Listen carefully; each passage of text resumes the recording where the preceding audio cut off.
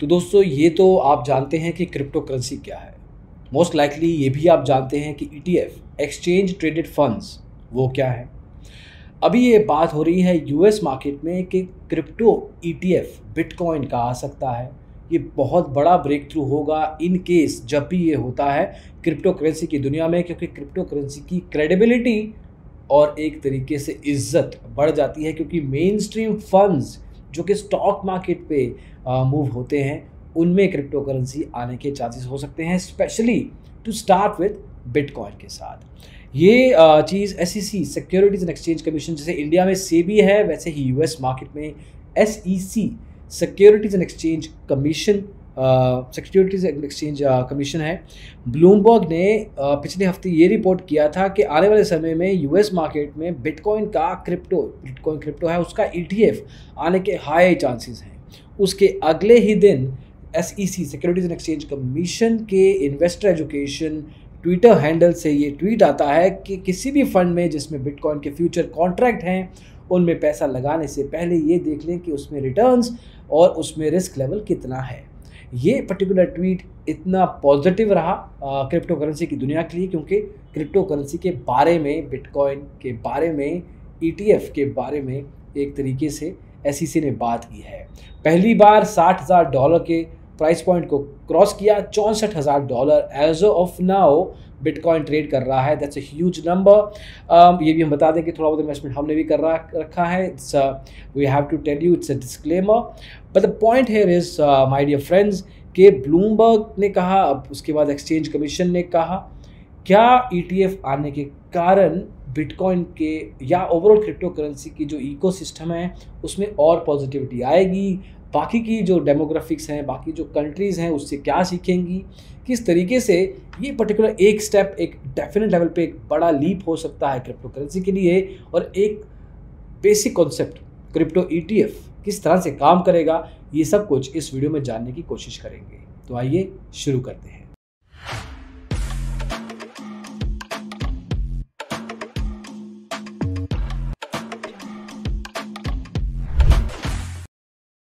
तो दोस्तों सबसे पहले ये जानते हैं कि ईटीएफ क्या भला है।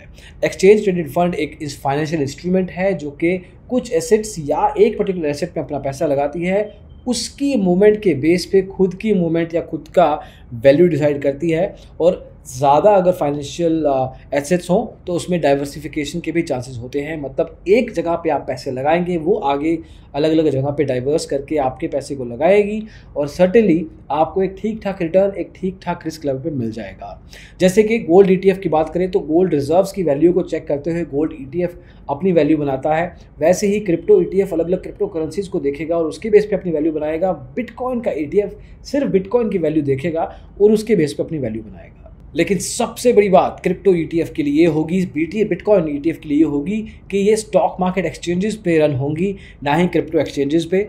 बिटकॉइन ईटीएफ्स ऑलरेडी कुछ कंट्रीज़ में हैं, जिसमें कि कनाडा है, ब्राज़ील है, देन यू हैव यूरोप के कुछ कंट्रीज़ हैं, दुबई ने इस साल किया है। अप्रूवल यूएस की मार्केट में ऐसी से अभी आना बाकी है, लेकिन जैसे ही आता है यूएस स्टॉक मार्केट ज़्यादातर लेवल पे रूल करती है फाइनेंशियल स्पेस को, एक बहुत बड़ा स्टैंप लगता है। लेकिन सेकेंडली अगर हम बात करें क्रिप्टो करेंसी की तरफ से, तो माइनिंग को लेके चाइना ने जैसे ही क्रिप्टो करेंसी को कम वैल्यू देना शुरू किया है तो यूएस मार्केट इसमें आगे चल के आई है, और अब इन वर्ल्ड में माइनिंग को लेके भी ये काफ़ी आगे हैं, if not at the top. तो एक तरीके से यूएस का वैलिडेशन बहुत वैल्यू रखता है। लेकिन अब ये क्रिप्टो ईटीएफ कैसे काम करेंगे? जैसे नॉर्मल ईटीएफ काम करते हैं वैसे ही इसमें भी दो तरह के ईटीएफ रहेंगे। पहला physical backed, second is futures backed. Physical backed में एक्चुअल कॉइन्स खरीदने पड़ेंगे, एक्चुअल क्रिप्टो करेंसी खरीदनी पड़ेगी। जैसे जैसे वो क्रिप्टो करेंसी की वैल्यू बढ़ेगी वैसे वैसे इन क्रिप्टो करेंसीज के कारण इन ईटीएफ्स की वैल्यू में भी बढ़ोतरी आएगी। If the value the funds digital coin अगर वो बढ़ते हैं तो इनकी वैल्यू भी ऊपर जाएगी, तो उस ईटीएफ में आप पैसा एक्चुअल में बाय किया जाएगा ईटीएफ के द्वारा कॉइन्स को, एंड देन कमाया जाएगा। लेकिन जो फ्यूचर्स बैक्ड होते हैं वो एक प्रॉमिस बेस्ड होता है, जिसमें एक कॉन्ट्रैक्ट रखा जाता है दो पार्टीज़ के बीच में। जैसे कि फ्यूचर कॉन्ट्रैक्ट काम करता है, फ्यूचर ईटीएफ भी वैसे ही काम करता है। एक्चुअल कॉइन को खरीदने की ज़रूरत नहीं रहती, एक स्पेसिफिक अमाउंट सेट हो जाएगा और उसके बाद ऑब्वियसली उसको बाय करना पड़ेगा एक pre defined time, pre defined price के साथ। ये थोड़ा सा रिस्क लेवल इसमें कम होता है, क्योंकि एक्चुअल में फिजिकली बाइंग एंड एसेट्स को प्रोटेक्शन करना, वो सब इन्वॉल्व नहीं है। कॉइन को खरीदो, उनकी सिक्योरिटी देखो, तामझाम, कुछ करने की ज़रूरत नहीं। अब क्रिप्टो ETFs तो आपने सेटअप भी कर लिया, इसके फ़ायदे या नुकसान क्या है? सबसे पहला फ़ायदा जो अभी बताया, कन्वीनियंस है, क्योंकि इसमें आपको बाइंग नहीं करनी है। फिजिकल बैक्ड ETF की बात नहीं कर रहे हैं, इसमें आप फ्यूचर कॉन्ट्रैक्ट बेस्ड ETF की बात कर रहे हैं। तो when you don't actually store them, तो सिक्योरिटी का इशू नहीं है, इनकी डिजिटल एसेट्स बनाने की ज़रूरत नहीं है, कोई अलग लेवल पे इनको क्रिप्टो अडॉप्शन नहीं करना पड़ेगा। प्राइवेट और पब्लिक की के जो सिक्योरिटी हर्डल्स होते हैं उनको करने की भी ज़रूरत नहीं है। दूसरा है सेफ्टी एस्पेक्ट। देखिए, जब स्टॉक मार्केट में ये चीज़ें लिस्ट होंगी तो एक सिक्योरिटी एस्पेक्ट अपने आप आ जाता है, क्योंकि ये क्लोज्ड इकोसिस्टम बहुत सालों से ऑलरेडी बना हुआ है। Crypto space is new relatively, लेकिन stock market investment space has been around for a while. तो जब क्रिप्टो ETF बन के आएगा तो it comes in a much more secure system, plus since it is not directly, we are not buying and selling the actual coins, तो एक तरीके से आपको उनकी सिक्योरिटी की भी टेंशन नहीं है। सर्टेन लेवल पे थोड़ा बहुत ये हो सकता है कि क्रिप्टो की खुद की मैनिपुलेशन उनके खुद के इकोसिस्टम में हो सकती है, और जब वो होगी तब इट कांट हेल्प यू, तब कोई उसमें आपको असिस्टेंस नहीं मिल पाएगी। तीसरा फ़ायदा दोस्तों है चीपर, क्योंकि इसमें आपको रिलेटिवली कम फीस देनी पड़ती है। ETF is one time buying and selling, it's not like a normal crypto में आप जब बाइंग एंड सेलिंग करते हैं तो then brokerage multiple time is involve होती है।